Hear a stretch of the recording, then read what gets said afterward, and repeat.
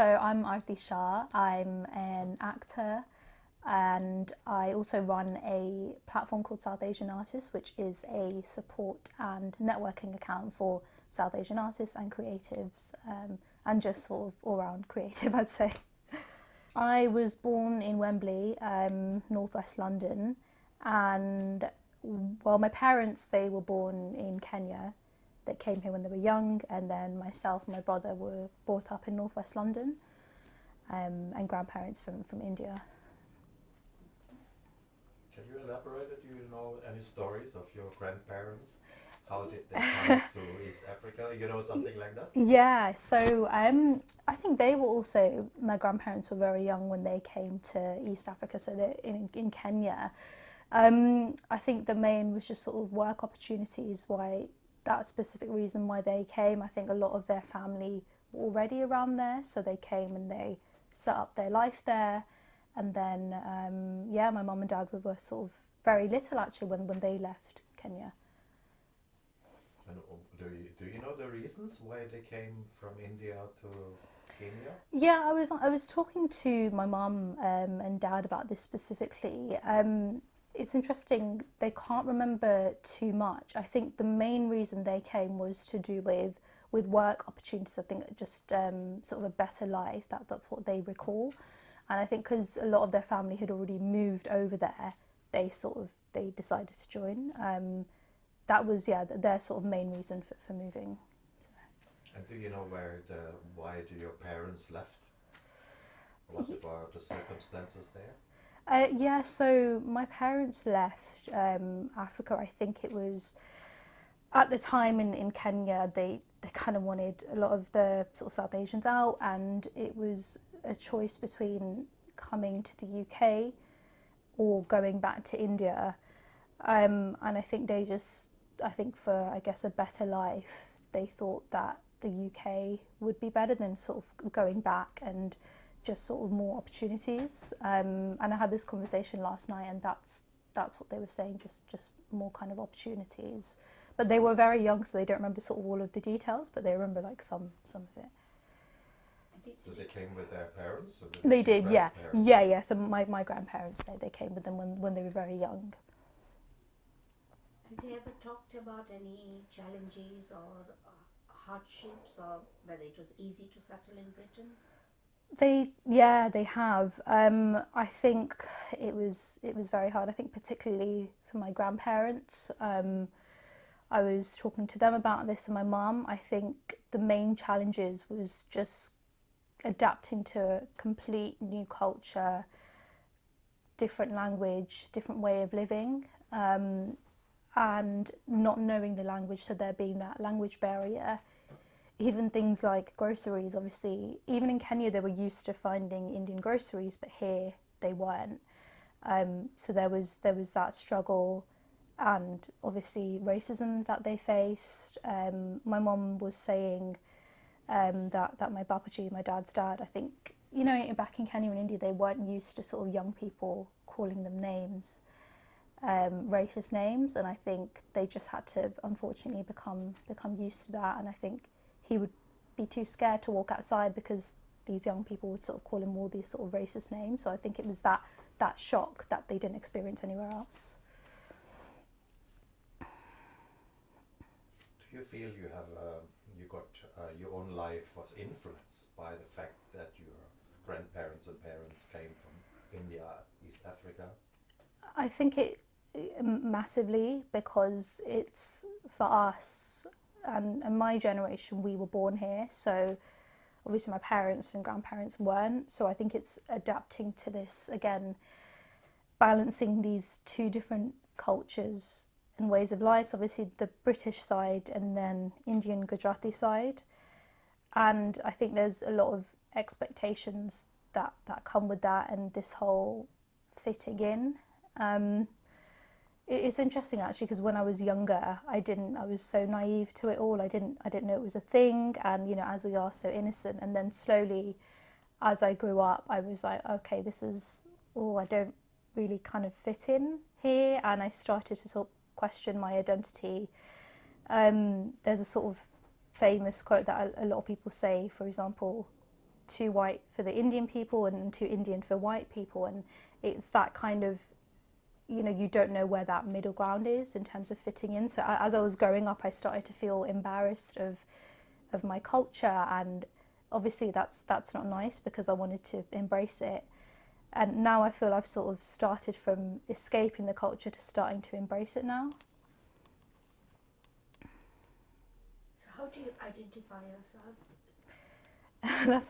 That's a really, I love that question. I mean, obviously I'm British Indian. That's how I identify myself. I'd say obviously I'm an actor, I'm a creative, but I think sometimes we overcomplicate identity because, you know, I'm a human being, and I think there's so much to me and to humans than their sort of race, their identity and their culture. Obviously it's important, but that is how I identify just as a human being, try to sort of battling these two cultures.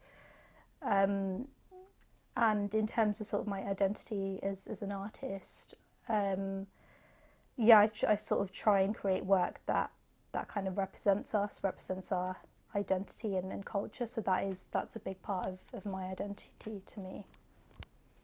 Did anybody question that you belong to this society here, that you are foreign or foreign origin, you look slightly different or might dress different? Yeah, a lot, unfortunately, a lot of times. When I think I went to Cambridge, I recall just sort of walking with my cousins. It's not the most diverse place there. I think this was one of the first times where I'd experienced direct racism. I think we were walking and this guy was like, "Oh, hello, Tans," and we were just in shock, and it was just something that none of us had ever experienced before. We didn't know. My cousin shouted at them, but I was quite young at the time, and I didn't really know how to react. And again, it was the first time I'd sort of experienced that. And I think in some of the recent race riots and all of that, I think that's the first time I've actually been more aware of my colour. I'd never actually thought about, you know, I take trains a lot, and I was just so aware that people were looking at me, and my colour just became so much more important than it had ever been. And it just made me question, it's like, oh, the person sort of sitting next to me could be that racist, the person sort of walking past. And that's, unfortunately, I think there's still a lot of unhealed, I guess, trauma from those race riots where people, even to this day, it's kind of stuck with me, where I'm questioning my identity again, and obviously it shouldn't be like that. Yeah, we were just talking about that anybody question you. You know, it's not just racism, the direct this kind of this idiots on the streets, but that people actually ask you, where do you come from, for instance, you know, some people ask you. Directly, yeah. Did people question that you belong to this place? I've never actually, luckily, had that, you know, typical "where are you from" or "where are you sort of really from." I've experienced sort of people asking my parents, you know, coming across as friendly, but then you can tell. I mean, saying "where are you from" compared to "where are you really from," it's completely different questions. And we have had that, and my parents have a clever answer, and they keep just saying, "Yeah, UK," because it's, why should we have to tell them when they're not accepting the answer we want to give them? But yeah, I'm yet to have that question myself, but my parents really have a good way of handling that question. You're in a very difficult profession, acting. I mean, do you feel that you only get South Asian roles, or you try to get into any kinds of roles? I'd say it's a mix. It's definitely getting better. I think when I started out professionally, most of the roles were where the character is, where race is centric to the character, and that's the most important thing. I think once I had a commercial request, and it just said Indian girl, and I was like, fair enough, they want to use that, but then you would never see, for example, Caucasian girl written. There's so much more to us than our ethnicity. So I think the wording sometimes needs to be changed. So yeah, I think when I started off, it was that, but now it's a mix, which is really good to see. What I'm seeing now, there are still sort of the stereotypes that we're trying to move away from, but now when I get an email, it's been so refreshing to see where, yeah, they want someone who's Indian or South Asian, but the character, their race isn't the most important thing, and it could be anyone playing that, so they're just trying to be more open with the casting. So yeah, it's getting better, but still, I am still getting roles where it's just Indian, and I just want to see where race isn't mentioned, because that's how it should be and how we should be progressing. You know, in the same direction, a little bit different take. What, you were an actress, you know, and how was the discussion in your family when you decided? See, I always make this joke with my parents because I blame them. They actually send me to Stagecoach Theatre Art School every Saturday from the age of 7 to 17. So I always say they're the ones who got me into it. Yeah, they've been really, really supportive. I think when it came to choosing a degree that I wanted to do, my dad was a bit like, you know, do the acting, but as the degree, maybe something more stable. So initially I was thinking of doing drama with psychology, because it's a bit more stable, but then when I was researching, I was like, no, I need to do acting because it's so much more practical, and I'm going to get all the tools that I need to progress as an actor. And once I had that conversation, he was very understanding. And my mum, when I went to Stagecoach, she signed me up for their agency, so when I was younger I got a few jobs from there. But yeah, they have been really, really supportive, and I think it's so important, especially for South Asians, to have that, because a lot of us don't. Because it's sort of, the question is, I think when we were younger we didn't see ourselves represented on screen, and I think because we are seeing more of us now, parents are being like, oh well, they can do it, my child can. So I think more and more parents are becoming more open-minded to it. You know, you were a little bit talking about the language and the background, and your grandparents, I think that couldn't speak not enough English. Yeah. How is the language important if you think about your parents and grandparents' generation migrating to this country? Yeah, I guess it's a difficult one, because I guess for them to fully integrate themselves into this society and also to be able to work and communicate, I think there is that sort of level of English that I guess for them is helpful for them to have, but then it's like they weren't taught that there, so it's not like they're going to come here straight away understand English. It takes a lot of time to learn it. I think when my dad came here, he didn't know a word of English, and he had to go to sort of special classes to learn it, and I think it's very hard when you're not taught that from a younger age. So yeah, I think it was very hard for them to adapt.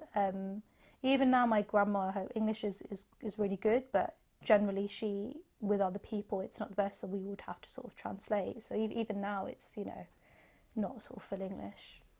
And what about you?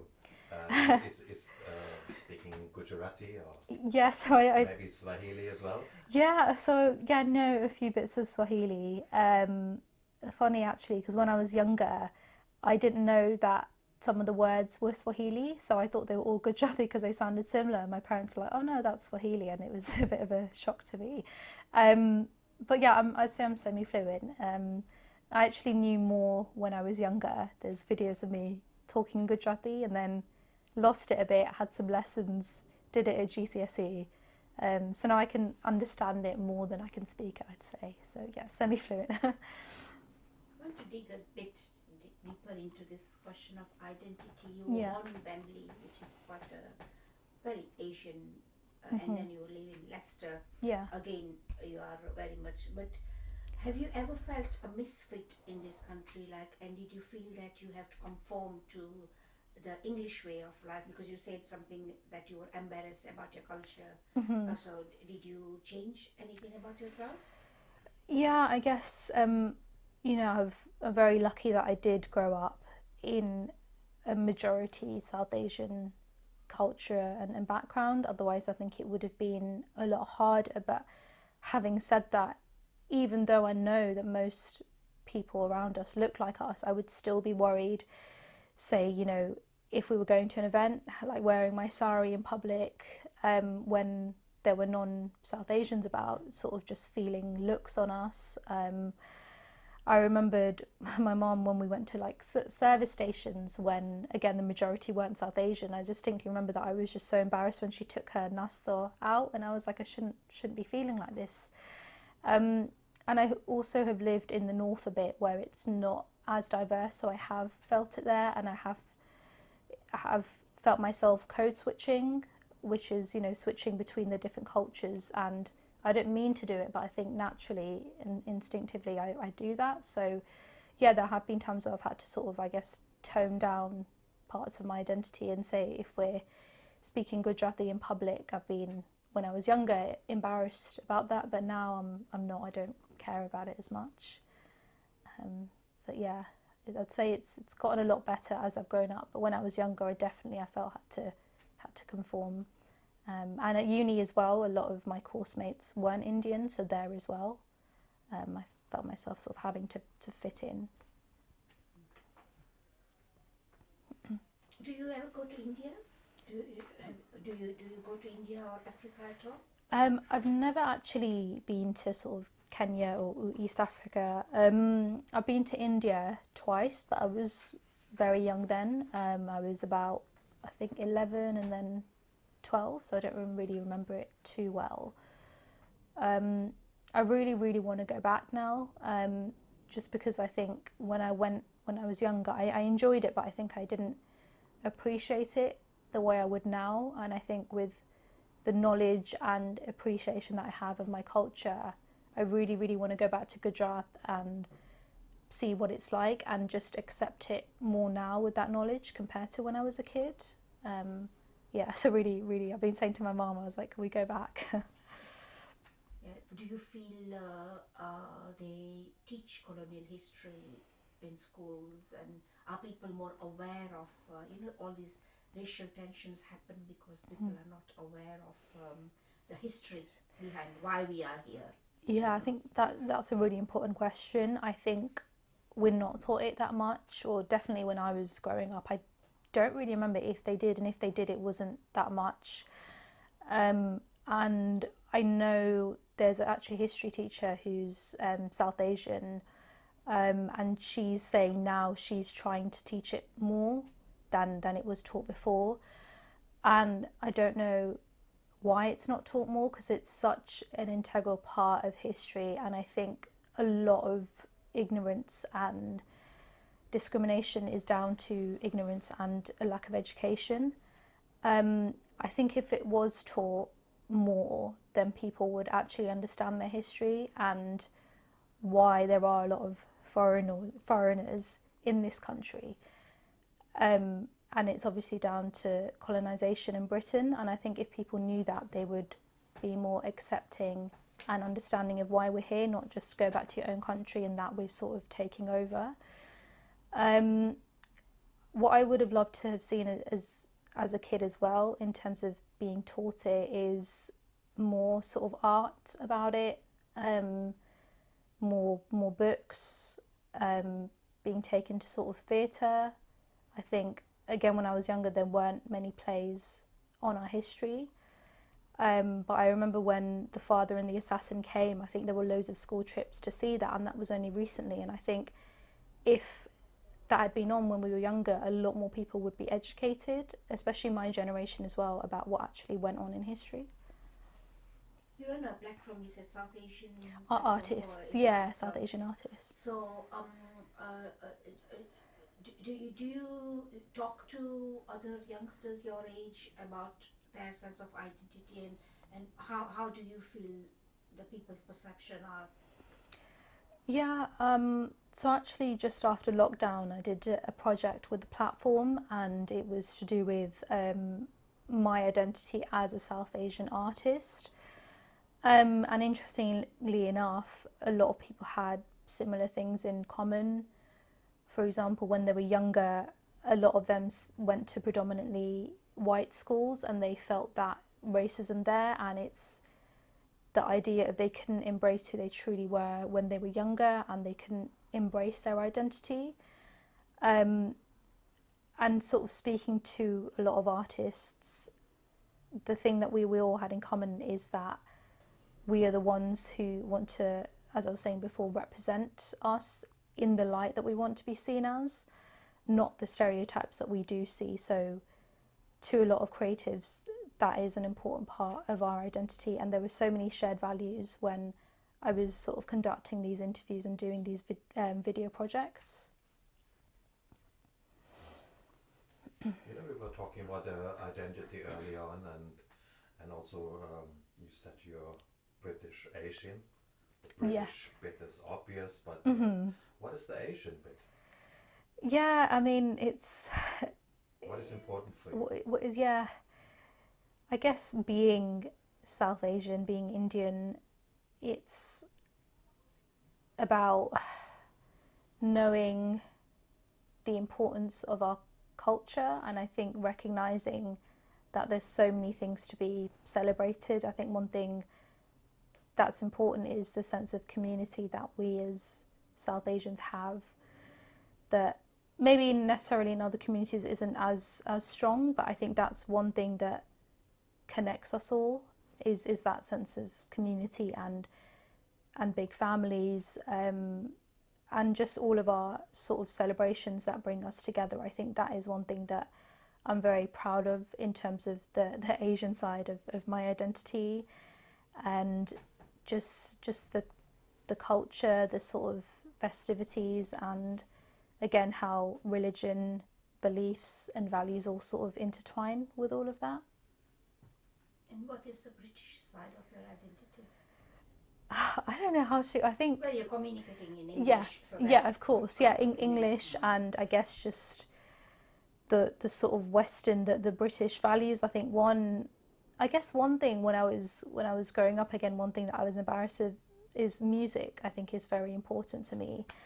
And I mean, I love my Bollywood music, but I really love sort of the cheesy, I guess, British noughties kind of music. Stuff like Queen and ABBA and that kind of thing, and I think that has a lot to do with British culture, and I think I sort of was quite embarrassed of that, but now I'm embracing that, because it's, you know, I can love that kind of music and that culture as much as someone who doesn't look like me, and I think that's, music is very important to me in terms of the Bollywood and British sort of side. But yeah, it's quite a hard one to answer, but And you, I guess sometimes you don't know when the two cultures cross over and what's considered British, what is considered Indian, because both of them can exist at the same time. So you're quite aware of the colonial, what happened in Africa and Yeah. As a youngster who has been brought up in this country, do you ever fear that history could repeat itself, and then what would happen to you? Of colonization specifically? Of people chucking you out of this country, telling you to go back to your country. Where would you go? Yeah, I mean, sometimes I always sort of like to have that optimism and hope that that can't happen. I think I do have a lot of faith that I won't be chucked out. However, the events of what happened in summer, I never in my life thought we would get as close to that as, again, it reminded me of, obviously I wasn't there, but what I know, say, about National Front and things like that. So I'm not too worried about being chucked out, but I am worried about history repeating itself in terms of the increase of the far right again, because that could happen again, and who knows, especially with the way that politics is going at the moment as well. There's so many people who are supporting the far right, so I am worried about that part of history repeating itself over and over again. And I guess that people of colour being scapegoated more so, and I think people feel that fear that they want to remove themselves from this country. So in a sense, people are being forced because they're being made to feel so fearful that they don't belong, that they're like, I actually want to move out of this country. So yeah, I do think that could happen. Do you have any thoughts on what should change in society at the moment? Obviously you talked about accepting you as a South Asian actress, and Do you have any hopes for future? Um, Or fears or challenges? yeah, I guess in terms of hopes, I would love to see more politicians who personally, I guess, represent my values and a lot of values that my generation, my family, my friends, a lot of us believe, because at the moment we are seeing so many people who look like us in positions of power that I don't necessarily resonate with. And you would think in this day and age, oh my God, there's someone who looks like me in a position of power and they're going completely against what I believe. So I would love to see more politicians that look like me, that actually represent me. Yeah, just education, more of our history, and again, colonization, South Asian history being taught in schools, seeing it in museums, more art about it, more school trips to see things like this. And yeah, just again, in representation, I want to see our history, migration being told in the right way. I've not seen much actually to do with the migration from India to Africa to the UK. And actually, when I did Exodus, the play, a couple of years ago, that was the first time I'd actually been in something and seen something like that. So I would love to see more art and film, TV, theatre that represents us. And I think art is an amazing way to educate people. And if we are seeing that, people are going to open their eyes. So definitely, yeah, education is the way forward for me. And of course, in the same direction, do you have any personal wishes for yourself, and not so much for the society, but what you are aiming at? Yeah, I think, I mean, I would like to as an actor, represent that. So, as I said, I would love to be in stories that tell our history. And again, to represent stories where our race isn't centric to the character, because I think, again, that's education, because people will just see us as human beings and not, oh, they're this sort of stereotype. And I guess personally for me, with the South Asian Artist Platform, I'd love that to grow, and again, just do more projects, have more conversations around South Asian history, South Asian identity, and just connect people and try and find opportunities for creatives that the industry aren't creative. I want us to all find our own way to represent ourselves, because if they're not doing the work, we're going to have to do more of it.